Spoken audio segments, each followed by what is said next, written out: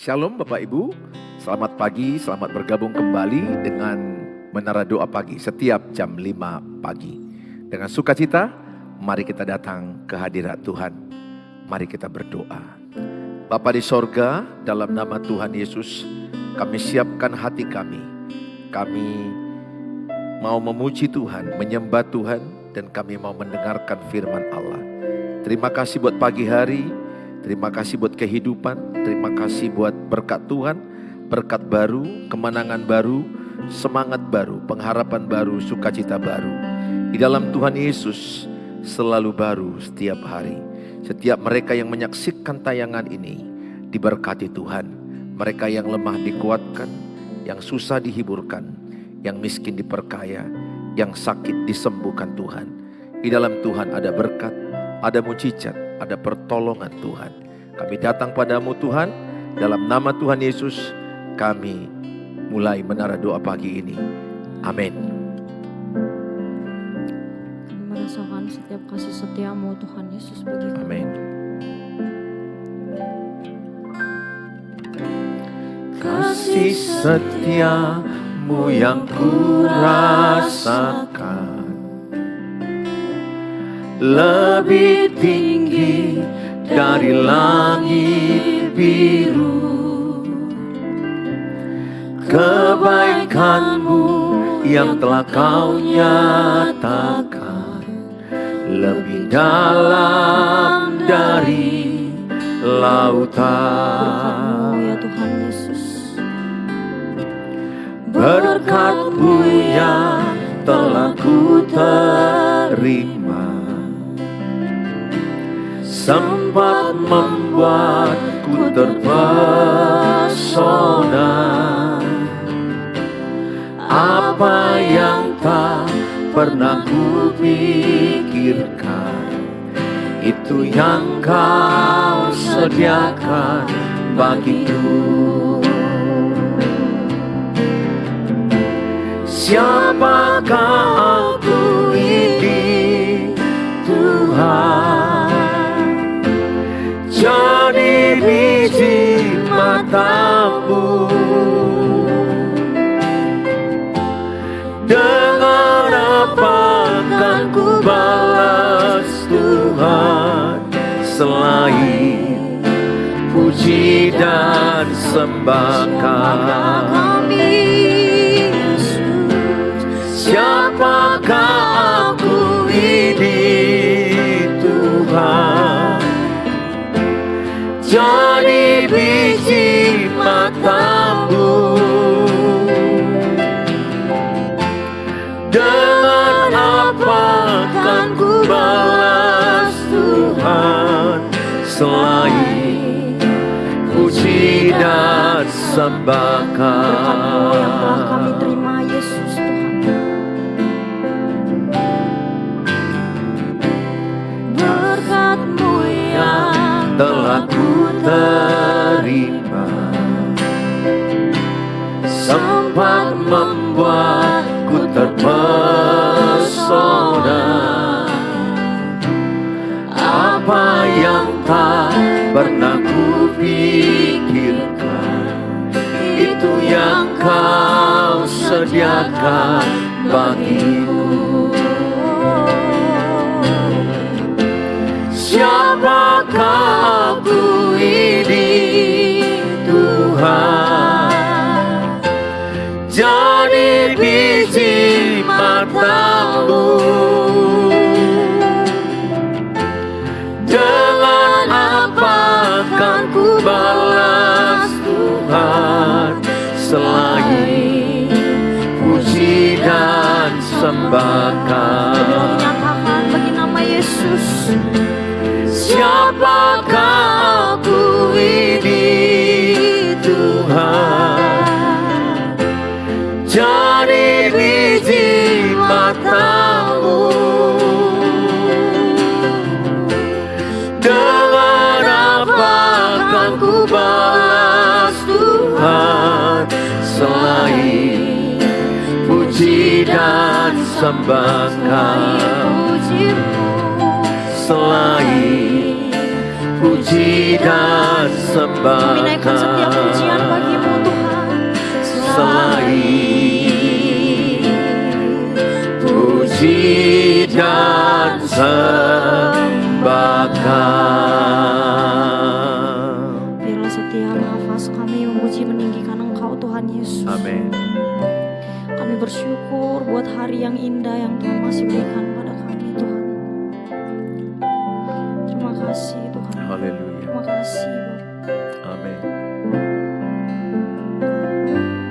Ku ada Sebab anugerah-Mu, ku ada karena kasih-Mu, Tuhan Yesus. Ku berterima kasih buat kasih rahmat. kami ada Tuhan Yesus. Ku Ada sebab anugerah-Mu, ku ada karena kasih-Mu, Tuhan Yesus. Ku berterima kasih buat kasih rahmat-Mu. Terima kasih Yesus, Yesus. Terima kasih, hanya anugerah-Mu buat hidupku sekarang. Ku kan memuji-Mu selamanya. Terima kasih Yesus, Yesus. Terima kasih, hanya anugerah-Mu buat hidupku sekarang.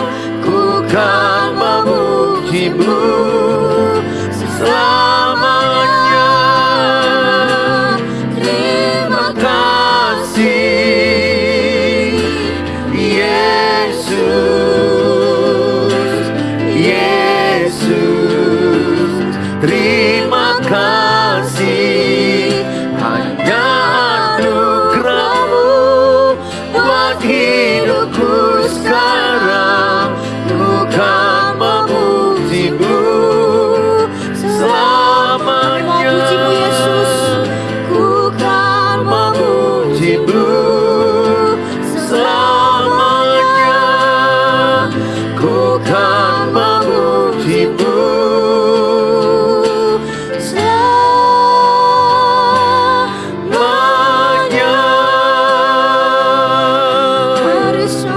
Mari kita sembah Tuhan. Haleluya. Semua karena anugerah-Mu Tuhan. Semua karena kasih karunia-Mu.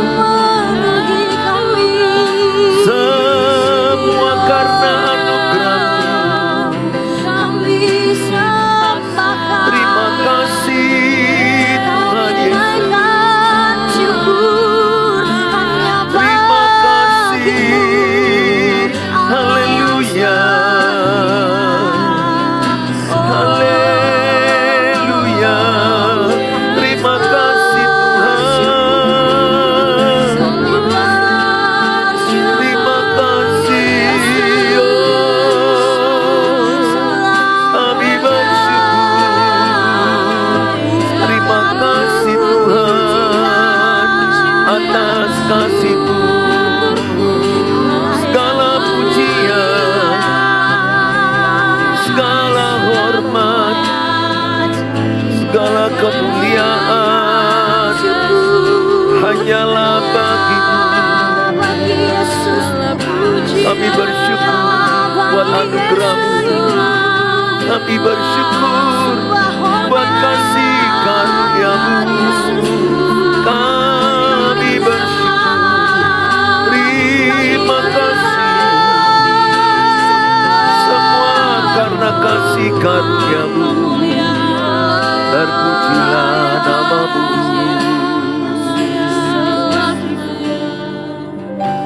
Haleluya. Kau segalanya dalam setiap kehidupan kami. Amin Tuhan. Kami mau naikkan setiap syukur bagi Yesus, Amin. Tuhan Raja kami. Kaulah Segalanya di dalam hidupku, kerajaan-Mu, Tuhan. kerajaan-Mu, kebenaran-Mu, itu bagianku. Kau yang kami pandang, Tuhan. Kaulah yang ku pandang selama hidupku, Mengasihi-Mu, Yesus. mengasihi-Mu, memuliakan-Mu, Bapa dan Raja-Ku. Mari naikkan pujian bagi Yesus, Tuhan. Kaulah segalanya Dalam hidup kami, ya Bapa. di dalam hidupku,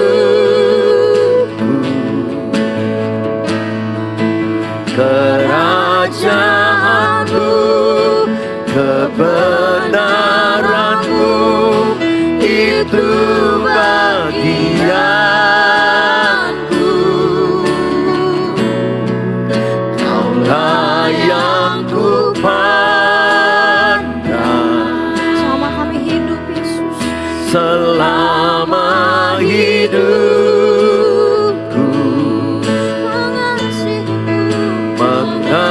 mengasihi-Mu, memuliakan-Mu, Bapa dan Raja-Ku. Mengasihi-Mu, Tuhan. Mengasihi-Mu, memuliakan, Mengasihi-Mu, Yesus. mengasihi-Mu, memuliakan-Mu, Bapa dan Raja-Ku.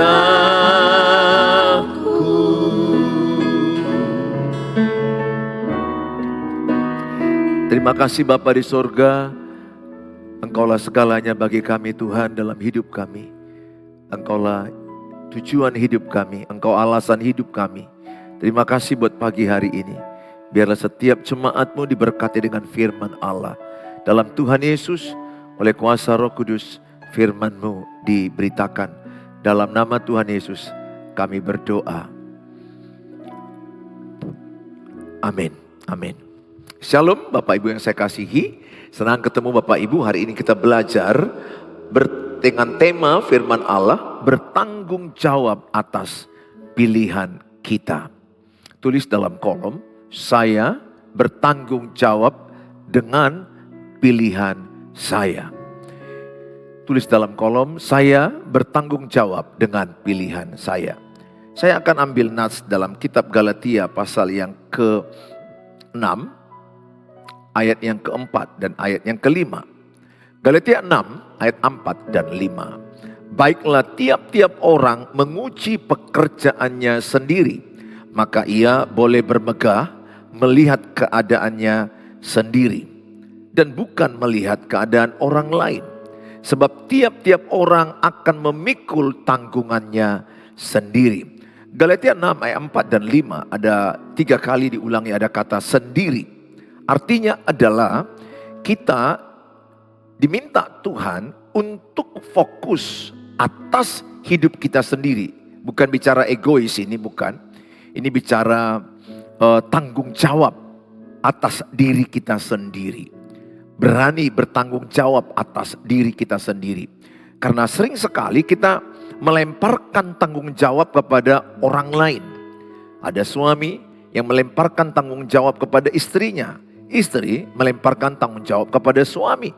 Anak-anak melemparkan tanggung jawab kepada orang tua. Orang tua melemparkan tanggung jawab kepada anak-anak. Pemimpin melemparkan tanggung jawab kepada bawahan. Bawahan melempar tanggung jawab kepada pemimpin. Maka kacau balau rumah, kacau balau gereja, organisasi, bangsa, negara. Kalau kita menjadi pribadi yang bertanggung jawab atas diri kita, saya percaya rumah kita akan damai. Kita akan melihat gereja pun akan damai. Kota bangsa akan damai. Tapi yang sering terjadi kepada banyak orang, melemparkan tanggung jawab. Saya punya prinsip dalam hidup saya, semua masalah hidup saya pribadi, tanggung jawab saya pribadi. Kebahagiaan saya pun tanggung jawab saya pribadi. Jadi kebahagiaanku tidak tanggung jawab siapapun. Orang mau ngomong apa tentang saya, kebahagiaan saya itu pilihan saya, keputusan saya, tanggung jawab saya. Masalah keluarga saya, tanggung jawab saya. Saya tidak mau melemparkan tanggung jawab ke anak-anak. Karena kau begini maka rumah tangga keluarga rusak. Karena kau begini maka begini keadaan kita. Itu victim mentality. Victim mentality artinya mentalitas korban. Yang suka merasa dia jadi korban dan mencari pembenaran dan menyalahkan orang lain. Dan ini yang sering terjadi di dalam kehidupan. Demikian juga gereja yang saya pimpin, GBI Pelita Medan, adalah tanggung jawab saya. Mau ada masalah sampah, ada masalah staf, jemaat, pelayan, apapun masalah gereja di cabang-cabang, semua tanggung jawab saya. Kesalahan mereka tanggung jawab saya. Kekurangan bawahan saya tanggung jawab saya. Jadi saya buat moto dalam hidup saya, tanggung jawab berhenti sampai di dada saya. Apapun masalah. Nah sekarang saya ketua Yayasan Bethel Sumatera Utara, memimpin sekolah pendidikan teologi. Saya harus berkata tanggung jawab ada pada saya.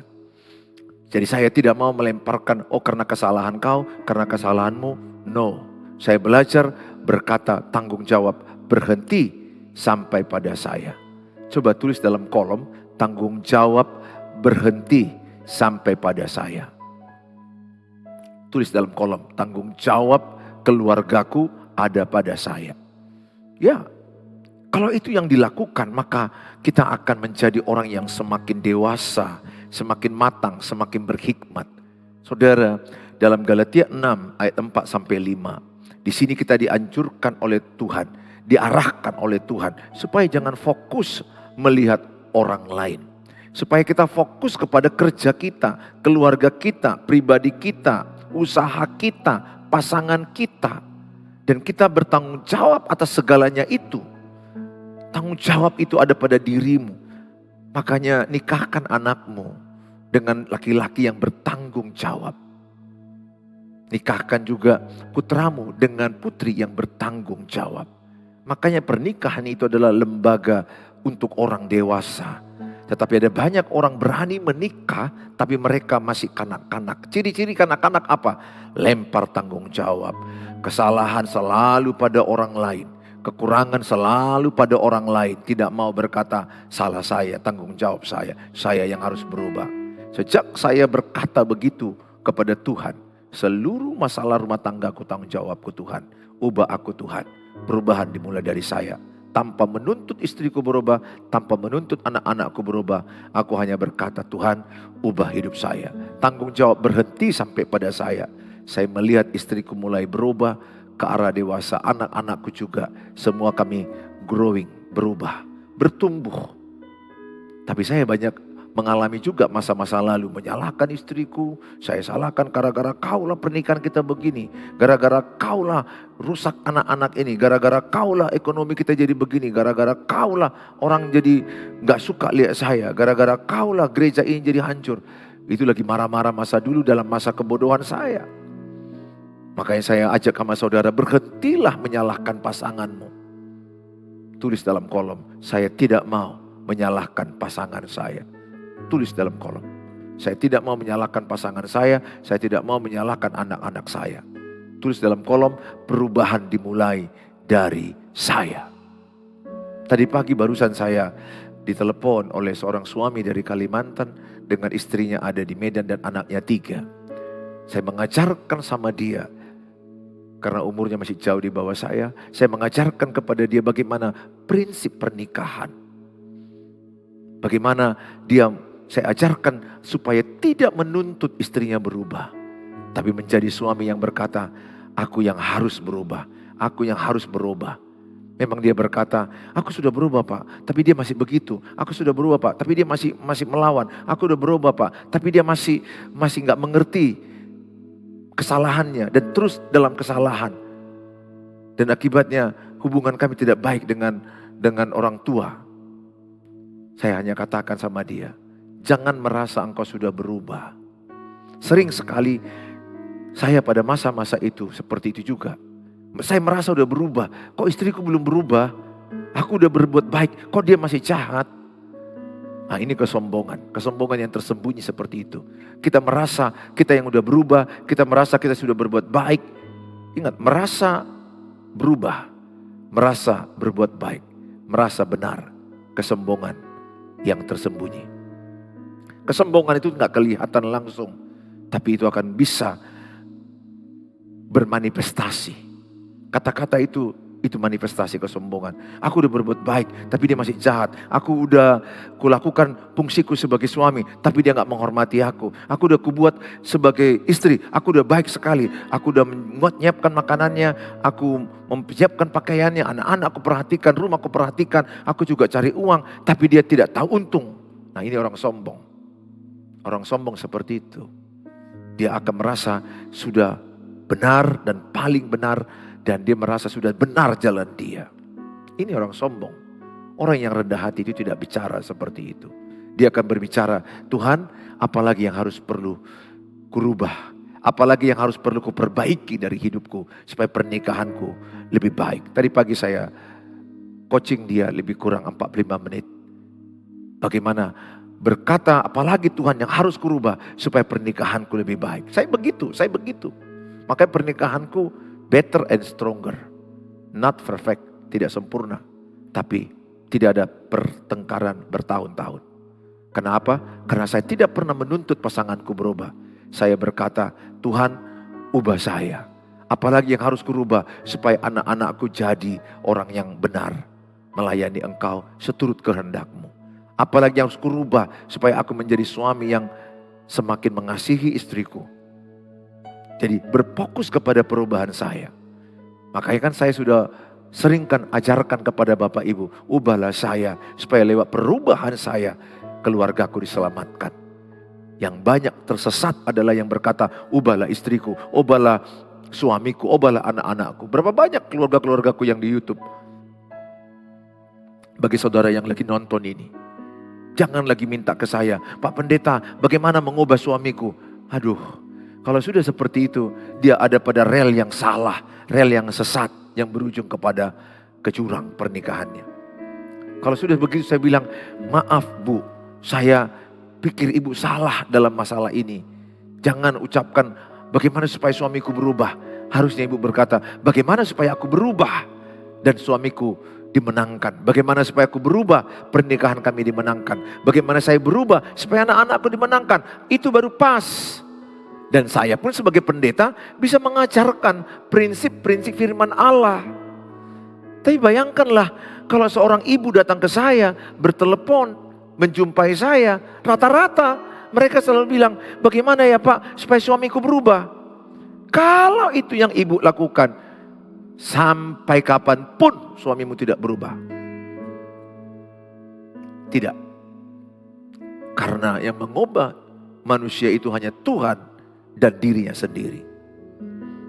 Tidak pernah Tuhan suruh kita di Alkitab, ubahlah orang lain, ubahlah orang lain. Tidak. Tuhan suruh kita, persembahkanlah hidupmu, Roma 12 ayat 1. Sebagai persembahan yang hidup, yang kudus, yang berkenan kepada Allah. Itulah ibadahmu sejati. Roma 12 ayat 2. Supaya engkau mengalami pembaharuan pikiran, transformasi, berubah bentuk caramu berpikir. Kalau engkau sudah mengalami perubahan bentuk caramu berpikir seperti Yesus, tidak ada masalah yang tidak bisa kau hadapi. Tidak ada persoalan yang tidak bisa kau lewati. Masalahnya adalah Kita menghadapi lembah kekelaman, kita melewati banyak penderitaan, tapi pola pikir kita nggak berubah. Sudut pandang kita melihat masalah nggak berubah. Sudut pandang Tuhan melihat masalah itu adalah seperti Roma 8 ayat 28 bahwa Allah turut bekerja mendatangkan kebaikan bagi orang yang terpanggil melayani dan mengasihi Tuhan. Ada kebaikan dalam persoalan itu. 1 Korintus 10 ayat 13, pencobaan kita yang kita alami pencobaan biasa. Biasa itu artinya banyak orang mengalaminya. Sehingga kita nggak menganggap masalah itu luar biasa. Semua masalah yang kita alami masalah biasa. Banyak orang mengalaminya. Jangan terlalu ibu besar-besarkan kalau suamimu selingkuh. Kemudian ibu merasa runtuhlah duniamu. Berakhirlah hidupmu. No. Betul, selingkuh itu memang menyakitkan. Berkhianat itu memang menyakitkan. Tapi duniamu tidak runtuh. Duniamu tidak berakhir. Masih ada harapan. Yeremia 29 ayat 11 dikatakan bahwa Tuhan memberikan kepadamu hari depan yang penuh harapan. Sudut pandang ibu yang berbeda. Sudut pandang ibu harus melihat masalah itu ada rencana Tuhan. Pembentukan Tuhan untuk kita serupa segambar dengan Tuhan. Supaya kita rendah hati, lemah lembut, mudah diajar. Dan kita melihat lewat persoalan itu. Kita pakai sudut pandang Tuhan. Apa yang harus kuubah Tuhan melewati persoalan pernikahan ini. Apa yang harus kuubah Tuhan melewati persoalan pekerjaan. Melewati persoalan anak-anak, rumah tangga dengan keluarga mertua. Ada banyak masalah, 1001 masalah dalam hidup ini. Tapi kalau kacamata kita dengan kacamata Tuhan, kita akan melewati semuanya dengan kemenangan dari Tuhan. Oleh karena itu saya mengajak Bapak Ibu yang saya kasihi, bertanggung jawablah atas pilihan kita. Tema kita hari ini adalah bertanggung jawab atas pilihan kita. Ketika Bapak Ibu menikah itu adalah pilihanmu. Bertanggung jawab. Berani mencinta, berani terluka. Berani memilih, berani bertanggung jawab.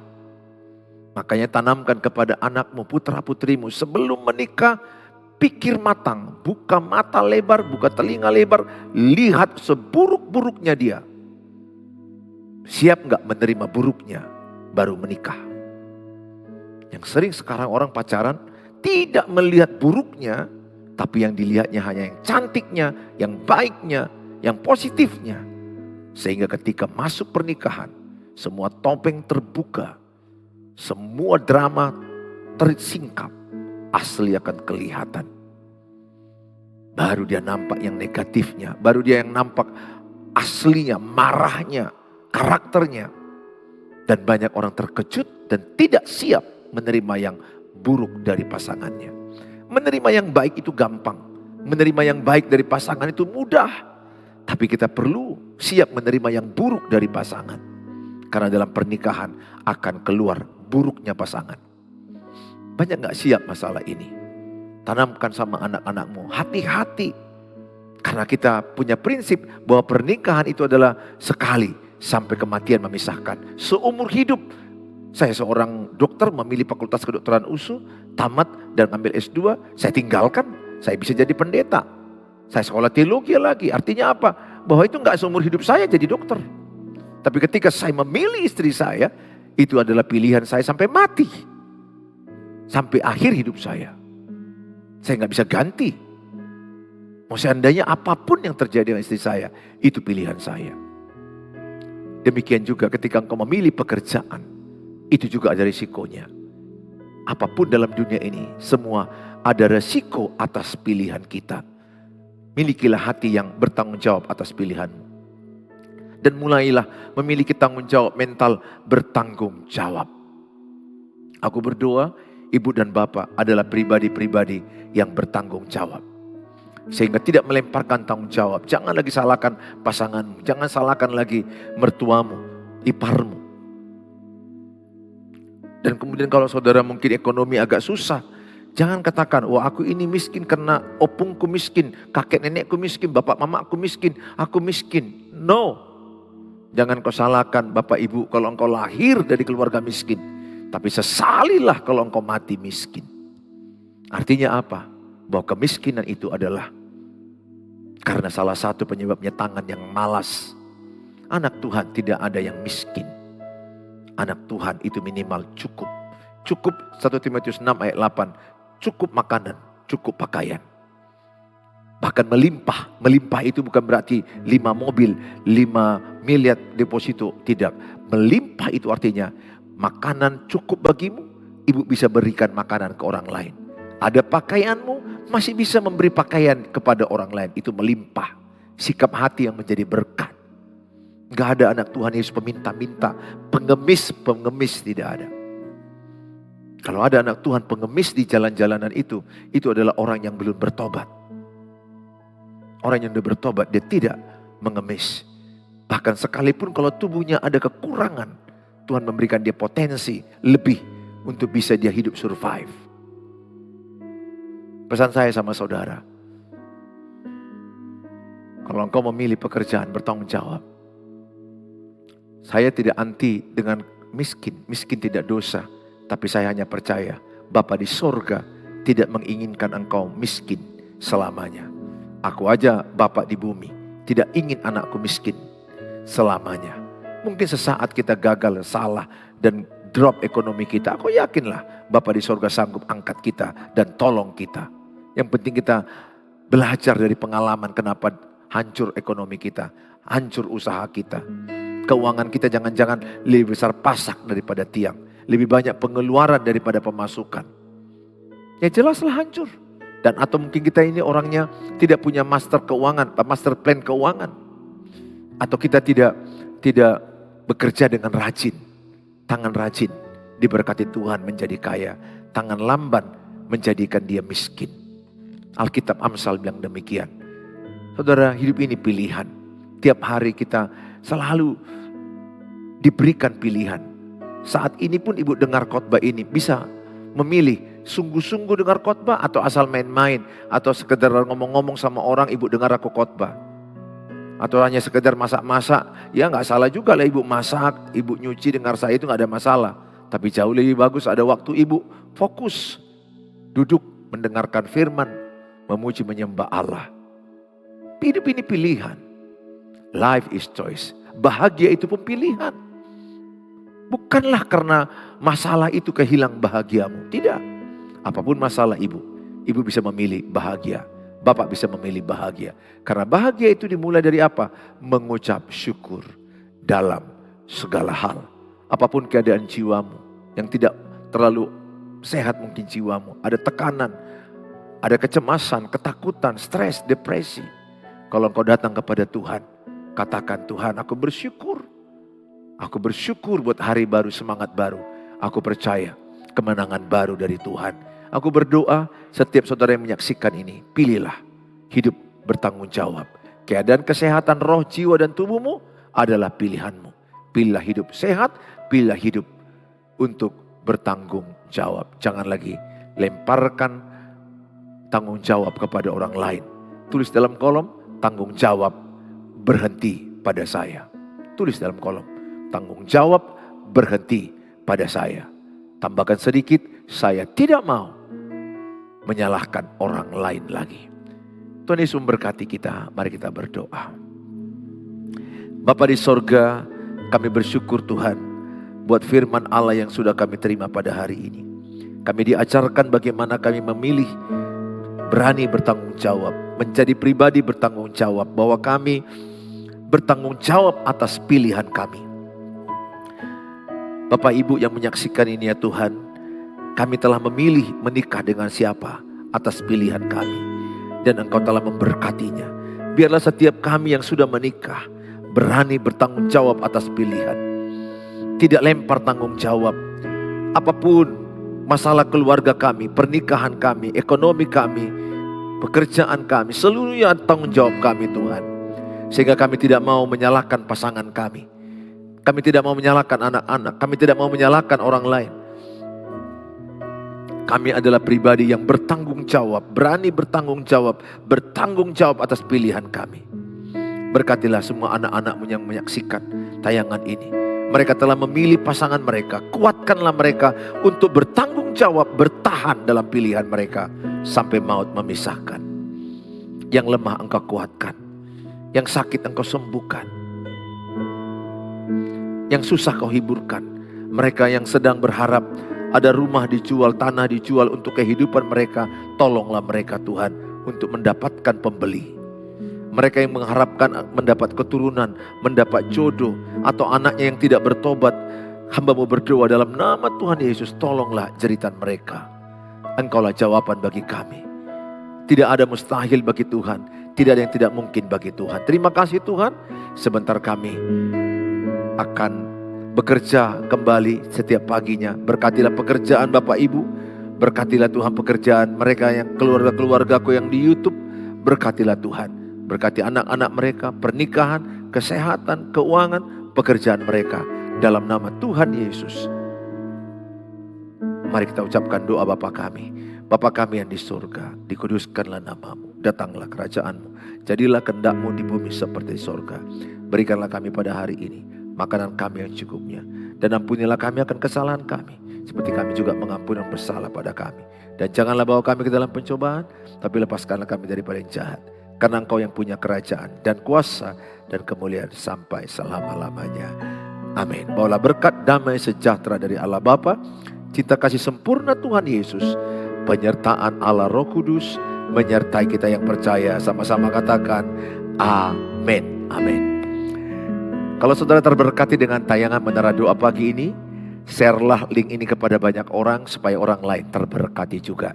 Dengan saudara membagikan link ini kepada orang lain, saudara sudah terlibat dalam pemberitaan firman Allah. Bagi saudara yang rindu renungan harian, sebisa saya kirim. Dan yang mau konseling tapi sangat sibuk saya, chat aja dulu. Semoga ada waktu yang tepat. Saya berusaha di WA 08 11 63 73 47 08 11 63 7347. Saudara yang terberkati dengan tayangan dan rindu menabur, ada rekening di layar ini. Tuhan Yesus memberkati. Sampai ketemu besok pagi jam 5 pagi. Shalom.